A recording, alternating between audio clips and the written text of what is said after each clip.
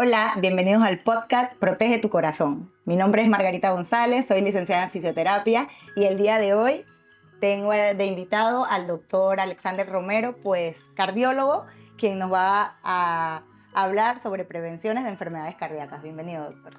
Gracias, Margarita, por la oportunidad de participar en tu podcast. De nada.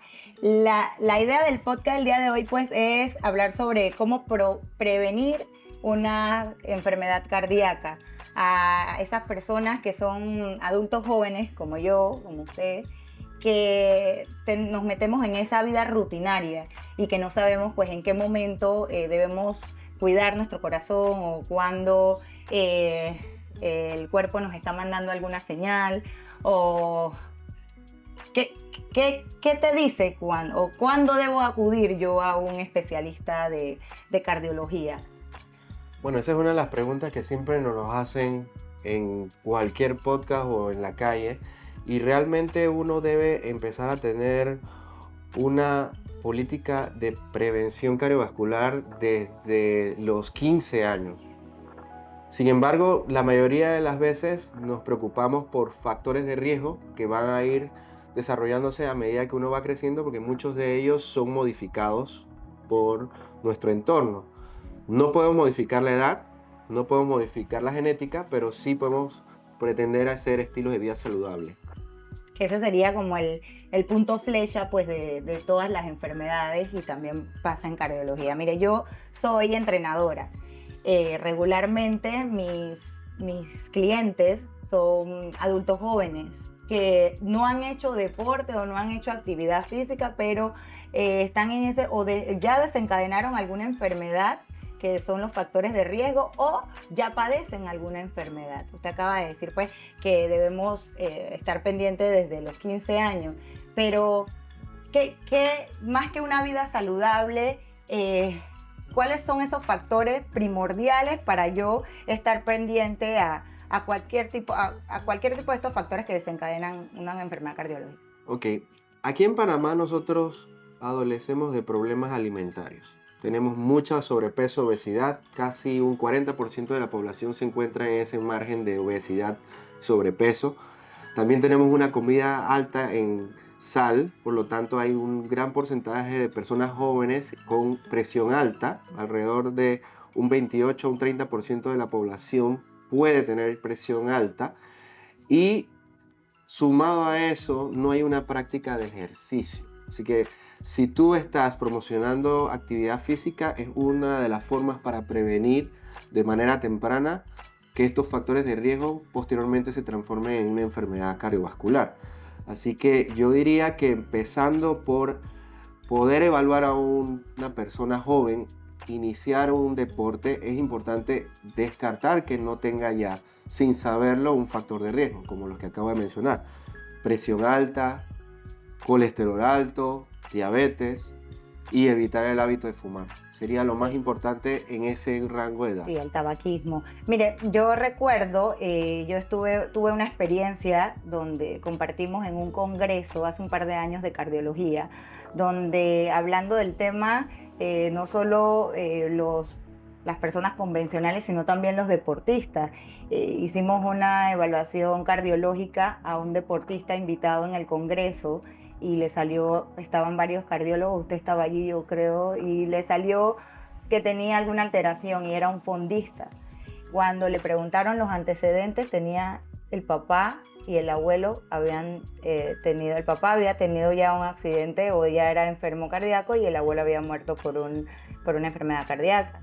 Entonces me llamó poderosamente la atención y bueno, ahí ya vemos profesionales que trabajamos en el tema de prevención para los deportistas. Pero saliéndome un poquito de los deportistas, ¿cómo hace cambiando estilos de vida? Pues si practico deporte o hago actividad física, trato de comer saludable, pero sabemos que cuando entramos a los trabajos o los estudios, pues esa calidad de vida puede descender. ¿Qué exactamente me indica a mí que yo debo revisar cómo estoy? O sea, ¿habrá alguna señal de mi cuerpo que me indique busca ayuda o no todos preguntamos de qué murió papá, de qué murió mamá, o de qué murió el abuelo, o de qué, pero ¿qué señales yo le tengo que prestar atención? Margarita, realmente no tenemos una receta de cocina para poder ir calculando ese factor de riesgo que uno tiene. La mayoría de los factores de riesgo no van a dar síntomas. Entonces, normalmente cuando una persona acude a un cardiólogo, lo ideal sería que más o menos entre los 30 y 35 años hemos estado viendo una gran mayoría de jóvenes que vienen a acudir por evaluaciones ahora en este tema de pandemia, porque sí se ha visto que muchas personas han estado hospitalizadas o inclusive fallecido y se han detectado factores de riesgo en edades que previamente no habían sido descritas. Entonces, yo pienso que la mejor manera de prevenir es acudir a un médico general que le pueda dar una evaluación tanto de los factores de riesgo cardiovasculares como también preguntar esa misma pregunta que tú te haces. Si en los antecedentes genéticos existe un riesgo de muerte súbita, que normalmente puede ocurrir en aquellas personas que la muerte súbita haya sido en menos de los 50 años. De una forma inexplicable, se considera que eso es un factor de riesgo. Entonces, realmente para nosotros los cardiólogos nos interesa muchísimo prevenir, porque es mucho más fácil poder detectar una enfermedad que está empezando, controlarla y así a la larga evitar un problema mayor, como un infarto o un evento vascular cerebral. Panamá, doctor. Hábleme un poquito sobre las estadísticas de Panamá y las enfermedades. Bueno, Panamá tiene una particularidad de ser un país con un índice de desarrollo muy alto. Sin embargo, tenemos dos problemas serios y es que la gente está en sobrepeso y que la gente no practica mucha actividad física. Entonces, esa combinación lo que lleva es a estilos de vida que no son saludables, lleva a un riesgo de diabetes, lleva a un riesgo de presión alta, lleva a un riesgo de colesterol alto. Entonces, realmente nuestro estilo de vida que tratamos de simular a los Estados Unidos o a Europa, que son países ya con un sistema de salud muchísimo más robusto, pretendemos hacer lo mismo. Entonces, lamentablemente, nosotros tenemos un sistema de salud que no llega al alcance de poder orientar, porque aquí la parte más delicada es poder orientar a nuestros jóvenes a tener prácticas de estilo de vida saludable. Hacer deporte es bueno, pero siempre bajo la supervisión. Nosotros recomendamos a todos los adultos tener un periodo de 150 minutos de actividad física por semana, pero aún así es corto el periodo. Entonces, practicar estilo de vida saludable desde el inicio, pienso yo, desde los 15 años, desde los 20 años, es una tarea tanto a nivel de escuela como también a nivel de universidad. Es importante eso lo que acaba de decir, que se debe incluir pues la participación escolar en el proceso de prevención. Nosotros que tenemos pues hijos sabemos que el tema de actividad física en las escuelas cada vez disminuye. A mí me preocupa mucho de verdad el tema de que los horarios de la educación física en las aulas cada vez es menor. Intentamos pues mandar nuestros mensajes desde casa y ahora nos comprometemos, pues todo el mundo tiene a sus hijos en taekwondo, en karate, en natación afuera, toca pagar.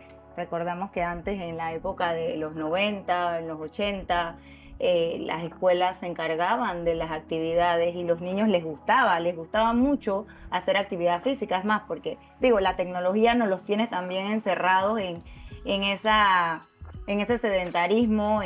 De cada 10 niños vemos a 6 horas detrás de una tablet, detrás de una televisión, detrás de un celular. Es una lástima. Cuando revisamos los hijos de nuestras amistades, cada vez son menos los que practican deporte como tal.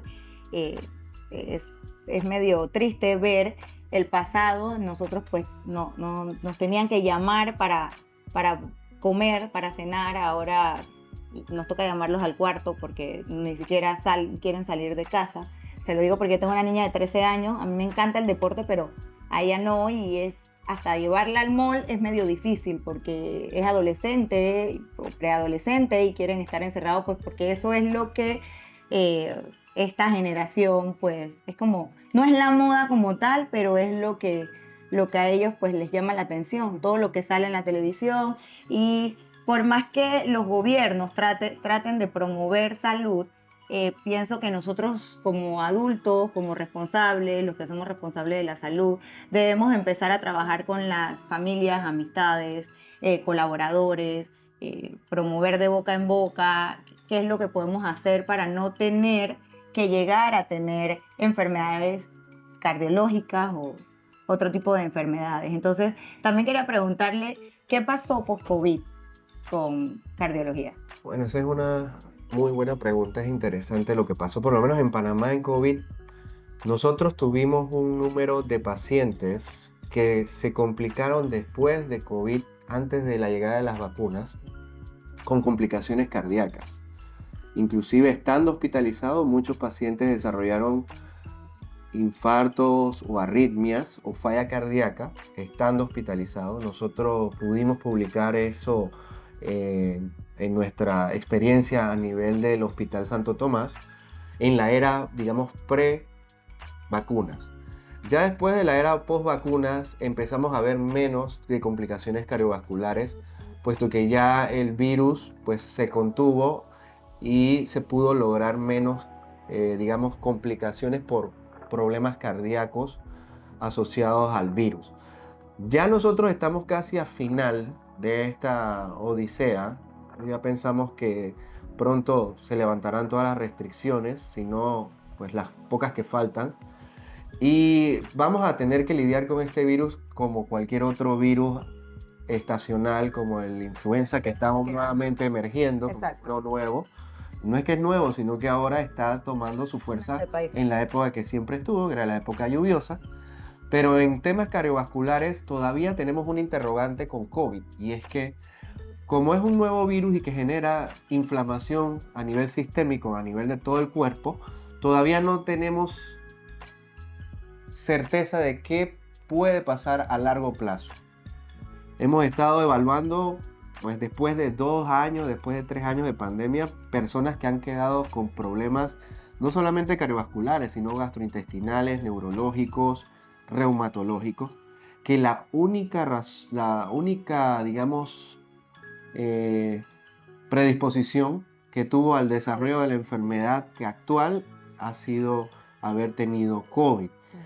Entonces hay muchas cosas que todavía no sabemos y que seguiremos estando pues a la observación de que pueda ocurrir, pero sí, en un principio sí nos molestó muchísimo porque muchos pacientes fallecieron no por COVID, sino por problemas desencadenados por COVID, por causa cardiovascular. Ok. Sé que hay una asociación de cardiólogos, ¿verdad? O algo así, ¿no? Sí, en Panamá nosotros tenemos lo que se llama la Sociedad Panameña de Cardiología. Ok.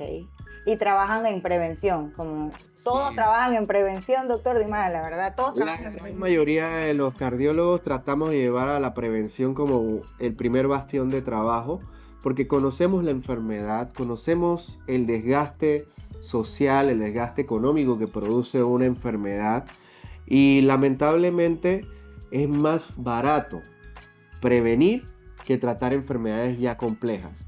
Entonces, siempre pues tratamos de llevar el mensaje de llevar una prevención cardiovascular, conocer sus números de la presión, conocer sus números de colesterol, conocer si hay antecedentes, exacto. Y en qué momento, y realmente el momento es, el más oportuno es ya.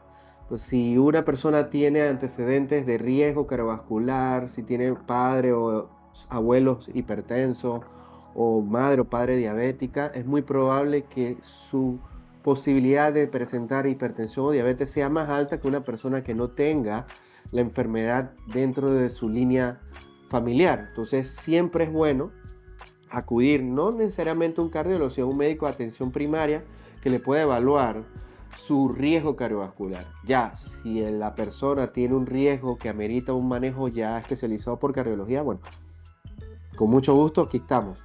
Pero la idea principal, creo yo, es que podamos poder detectar tempranamente estos factores de riesgo, que lamentablemente, y lo recalco, no da síntomas generalmente. Entonces, el primer síntoma lo tiene que manifestar uno en querer ir a evaluarse. Es correcto. O sea que la conclusión en cuanto a qué síntomas no existen, pero debemos revisarnos constantemente.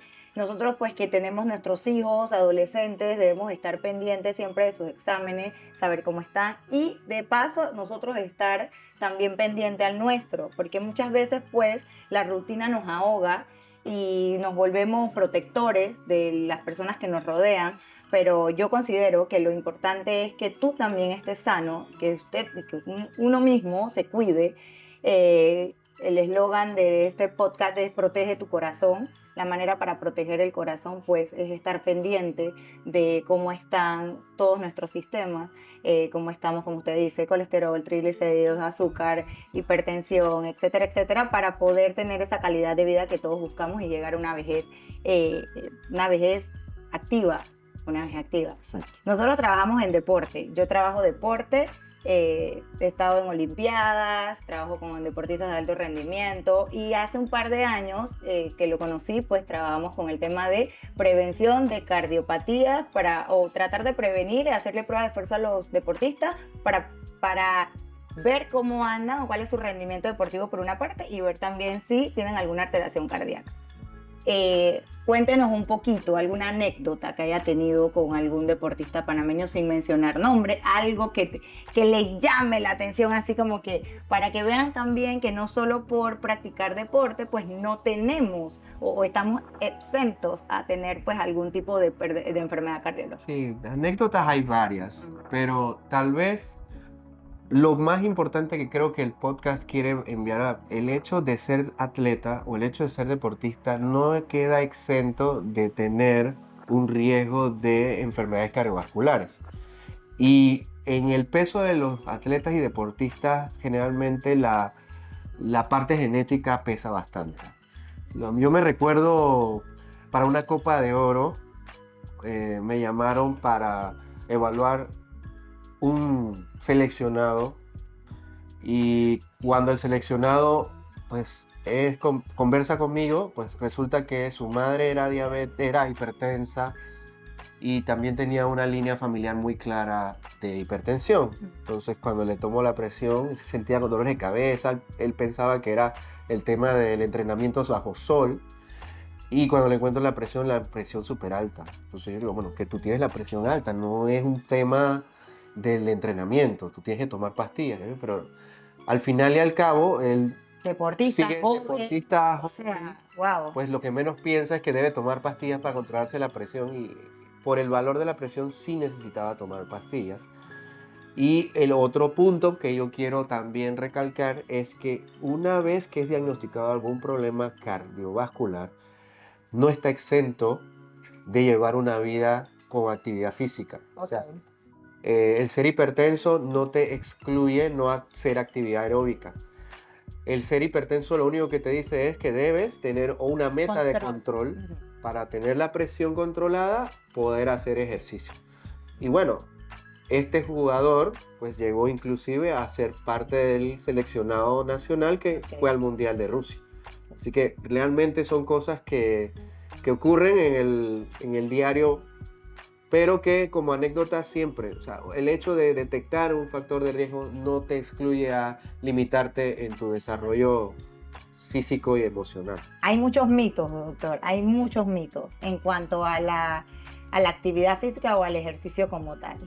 Yo lo veo así como, a veces el perezoso inventa estos mitos, porque hay quienes dicen que si haces mucho ejercicio, puedes tener una complicación, te agranda el corazón. O sea, yo no voy a hacer mucho ejercicio porque yo conocí a alguien que hizo mucho ejercicio y se le agrandó el corazón y entonces ahora está jodido porque está haciendo ejercicio. ¿Qué tan cierto, qué tan falso? Ok. Hay cierta verdad y hay cierta mentira, porque en realidad el corazón es un músculo y así como uno entrena para tener músculos en las piernas, en los brazos, para cierto tipo de disciplina, el corazón también se adapta para esa disciplina. Entonces existen adaptaciones que son normales desde el punto de vista fisiológico, que el corazón va a hacer dependiendo de la disciplina. O sea, si es una disciplina de carga, pues el corazón va a aumentar de peso, va a aumentar de fuerza, va a aumentar de grosor. Y es normal hasta cierto grado. Si es una disciplina de distancias, de endurance, entonces el corazón tiende a agrandarse para compensar ese cambio fisiológico de bajar frecuencia cardíaca. Ok. Entonces, sí tiene algo de cierto, sí se modifica, pero se modifica adaptándose a la disciplina, y eso ya en personas que ya tienen un rendimiento alto. Pues una persona que inicia deporte 2-3 días, pues posiblemente no le va a cambiar el corazón a los 2-3 días, posiblemente pueda que cambie en la medida que vaya haciendo más cultura deportiva. Ok. Pero sí, algunas veces estas adaptaciones pueden ser malas adaptaciones si ya tiene de base un antecedente genético o un antecedente familiar que condicione a que esta sobrecarga de trabajo, porque el ejercicio es trabajo para el músculo cardíaco, puede causarle cierto grado de daño. Entonces, para cualquiera de los dos extremos, pienso yo que lo más ideal es que tenga una evaluación cardiológica, principalmente aquellos atletas, entre comillas, que inician un deporte a partir de los 35. Para los que son jóvenes, realmente a veces uno busca, con una evaluación bastante sencilla de preguntas, busca generalmente que exista una condición genética o congénita que le pueda producir algún tipo de daño en alguna disciplina, pero generalmente se hace el screening con estas preguntas y un electrocardiograma de base es suficiente para poder distinguir quién puede y quién no puede. Ok, mire, tengo como alguna duda sobre el tema del electrocardiograma que lo tocó. Hay personas que nunca se han hecho un electrocardiograma. Nunca no se han operado, que regularmente lo mandan pues para revisar si tienen una cirugía. No me duele el pecho, no soy deportista, yo nunca me he hecho un electrocardiograma. ¿Cuándo le mandan a un paciente a hacerse un electrocardiograma? Si no, o sea, saliéndose de me voy a operar, necesito un electro para poder que me operen, tengo una angina de pecho y entonces me mandaron un electro, pero si eso no me llega a pasar, ¿cuándo me mandan un electrocardiograma? Por regla general, en mayores de 50 años, ¿sí? Si es una persona... Fíjate, así que tienen un tiempo... Sí. Ajá. Por regla general, a una persona que quiera empezar a hacer un deporte y es mayor de 35 años, pongo este punto de corte de 35 años porque eso ya está estandarizado y consensuado en varias asociaciones internacionales. Si tienes un factor de riesgo conocido y tienes 35 años, es bueno hacerte un electrocardiograma y una prueba de esfuerzo, porque la enfermedad cardíaca no empieza cuando se detecta, empieza de años antes. Entonces se trata de evaluar en ese momento cómo está la condición cardíaca con una prueba de esfuerzo. Qué bueno saberlo. O sea, si yo tengo mi papá que sufre del corazón y yo tengo más de 35 años, pues yo debería empezar a hacerme el electro y una prueba de esfuerzo para ver cómo estoy. Siempre y cuando tengas un factor de riesgo. O sea, el factor de riesgo... Si soy hipertensa. Exacto. O si soy... Exacto, porque el factor de riesgo de edad, okay. En deporte de edad se retrasa un poquito más. Deportista. Si no eres deportista, lo ideal sería que a los 35 años uno se pueda ver, porque al final y al cabo lo que uno pretende es que saliendo de esa consulta, uno incentiva. La mamografía, pero ¿y el corazón? ¿Me explico? Sí, exactamente, o sea, nosotros estamos detectando enfermedad cardíaca alrededor de los 40-50 años en aquellas personas que ya tienen un factor de riesgo. El detalle es que si el factor de riesgo se desconoce, eso no significa que no lo tengas. Okay. Es algo que está ahí, pero que puede detectarse tempranamente. Entonces, generalmente decimos que la edad más propensa para esta evaluación es a los 35 años.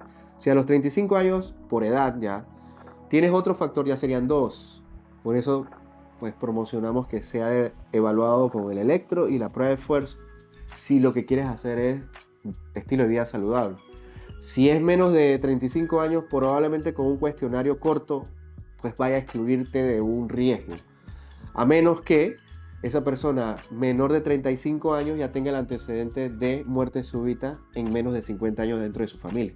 Ok. Porque eso significa que esa enfermedad a los 50 arrancó antes, tal vez 10 años antes. Entonces estamos tratando de detectar antes de un problema más serio. Ok, ok, la muerte sería como el final de una enfermedad cardíaca. ¿Qué pasa? O sea, ¿qué lesiones puede tener o qué consecuencias puede tener una persona con una enfermedad cardiovascular, una cardiopatía? O sea, ¿qué es lo extremo antes de fallecer? Bueno, hablar así es muy amplio, Ujú. pero digamos que la principal causa de muerte de origen cardíaco es la enfermedad coronaria. Ok. Y la enfermedad coronaria puede evolucionar muy rápido desde una muerte súbita, ¿no? La mitad de los pacientes que tienen un infarto no llegan a atención por cuarto de urgencia porque simplemente cae la muerte súbita antes.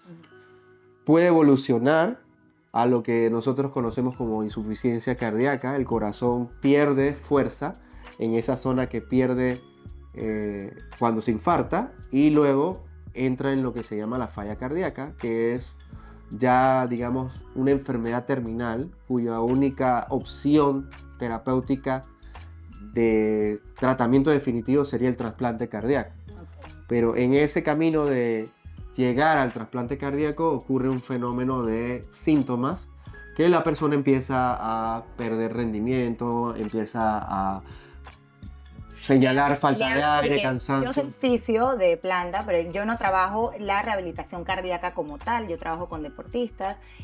Tengo un colega que sí trabaja el tema de rehabilitación cardíaca, pero he leído pues que por isquemia se dan amputaciones, etcétera, etcétera. O sea, ¿qué tan frecuentes se dan antes de llegar como lo dijo, pues una enfermedad coronal? O sea, ¿se da muy frecuente o solo son con pacientes aislados esto de...? No es frecuente.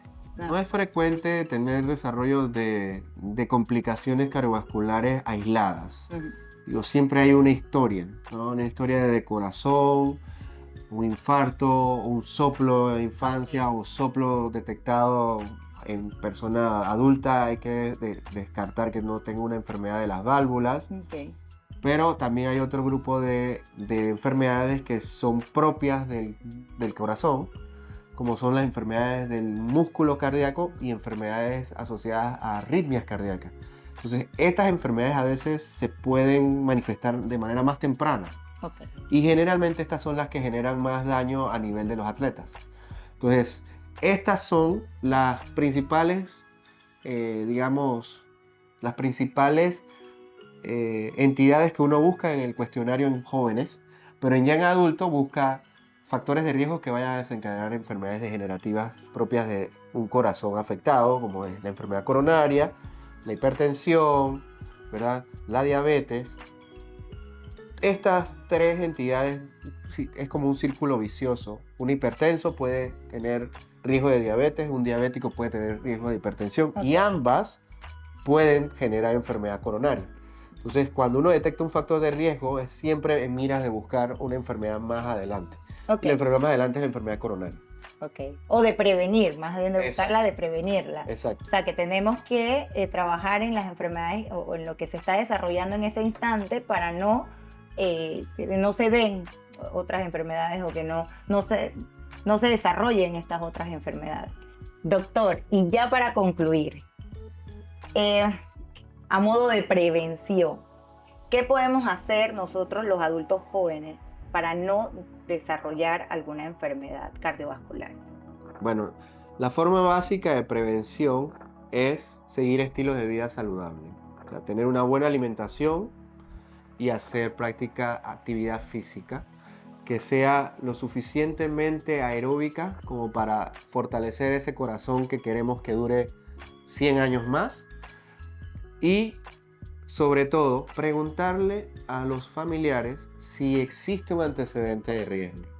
De tener un antecedente de riesgo, creo yo que lo más importante es acudir con tu médico de cabecera para que te pueda hacer una evaluación integral y, si existen los factores de riesgo, poder detectarlos oportunamente para poder evitar que progresen y tengamos entonces una enfermedad coronaria o una enfermedad hipertensiva o una enfermedad diabética, pues porque nunca supimos que éramos diabéticos o hipertensos o etcétera, etcétera. Gracias a todos por estar aquí con nosotros en el primer podcast Protege tu Corazón. Gracias, doctor Alexander, por compartir con nosotros. Nos vemos pronto. Chao.